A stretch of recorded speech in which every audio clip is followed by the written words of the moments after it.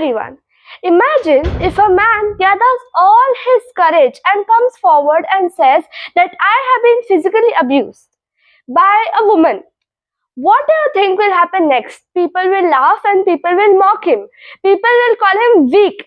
They will say that how can a man be a victim and how can a woman kind of physically abuse a man?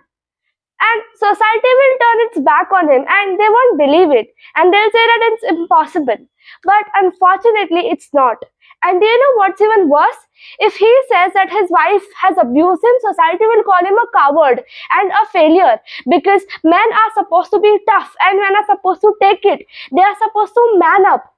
Men aren't supposed to feel vulnerable at all. But when the weight of this entire world is on a man's shoulder and when they're breaking inside, whom should they go and ask for help? If a woman is abused, if a woman is raped, we will rally behind her, we will protect her, we will do candle marches for her and we'll stand up for her. But when a man is abused, nobody will ever listen to him.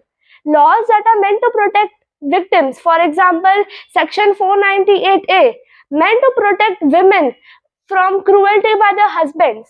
But is there any such law for men? No. Most times these laws are also misused. It happens time and time again. Women falsely accuse their husbands and their lives are destroyed and their reputations get shattered. Do you know 74.9% of cases under this law end with acquittals and men's lives are torn apart and nobody cares because nobody talks about it. And then there is protection of women from Domestic Violence Act. And I know it's a law that's needed and it's important, but is there any law for men? When a man is beaten and is humiliated and is manipulated by his wife, there is no law to protect a man. He has nowhere to go and his suffering becomes invisible. But that doesn't mean that men domestic violence does not exist. And think about rape. India's rape laws only deal with women. They only recognize women as the main victims and men as the main accusers. Women are raped and they are abused, but they can surely come forward and the courts will take action against men. But if a man is raped, everyone will call him weak. They are told that they do not deserve any sympathy at all. 16% of boys in India have experienced sexual abuse, but the world chooses to ignore it. See, I do not deny that women do not get raped. In fact, women are more vulnerable to rape and women do get physically abused and raped more than men. But when she is raped, you know what happens? The entire nation wakes up. Everybody supports her and fights for her. She can go to the court. Tell me one case in which a man was raped and it shook the entire nation. If a woman is raped, she can go to the court. Then there is another problem, dowry. The Dowry Prohibition Act, it exists to protect women, but men are not safe either. Even women demand dowry from men. Thousands of men are also falsely accused and their lives are turned upside down. They lose their dignity, their freedom and their sense of self. And they face years of court battles for what? Their lives are ruined. They are branded as criminals, as failures, and they do not get the justice they require. Imagine if a woman accuses a man of rape or dowry, he will immediately get arrested. But what if a man accuses a woman or his wife for domestic abuse, rape or dowry? Nothing will happen. No accountability for these false accusations. 98% of men who are abused never report it. Why? Because they know what will happen and even women know what will happen. They will be ridiculed and they will be made to feel that they're less human. And they'll remain quiet and they'll carry the weight of the suffering all alone until it's too much to bear and will actually end up committing suicide. Every year, the statistics show us the devastating reality. 97,000 men die by suicide. Almost half of those death links are linked with family issues.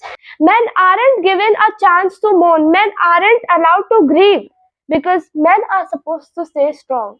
And when they do, they have to pay the price for it. But it is not just the emotional toll, it is physical too. 52% of men in India face some form of domestic violence as well. But where are laws for them? There are domestic violence laws for women.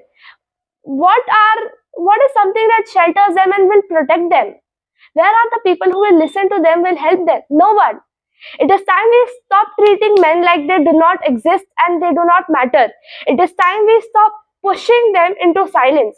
It is time when we create a society that treats both men and women equally. It is time that we create a society that tells men that they do not have to be strong every time.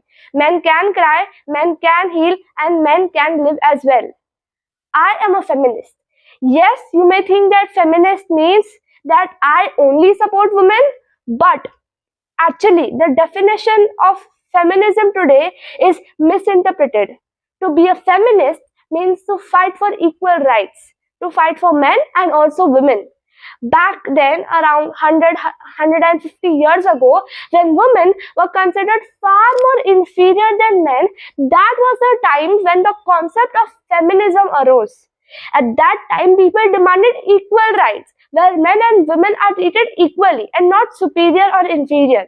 But today, feminism is often confused that women should get more privilege than men. Yes, I am a feminist. A feminist who today is standing up for men's rights, because today my role is to protect both of them. For all the men who are watching this video, it is high time that you stand up for yourself. To all the women who are watching this video, it is high time that we together fight for men's rights. Your father is a man, your brother is a man, your husband is a man, and your son is a man too. So let's come together and fight for gender equality. Today, not for women, but for men. Thank you.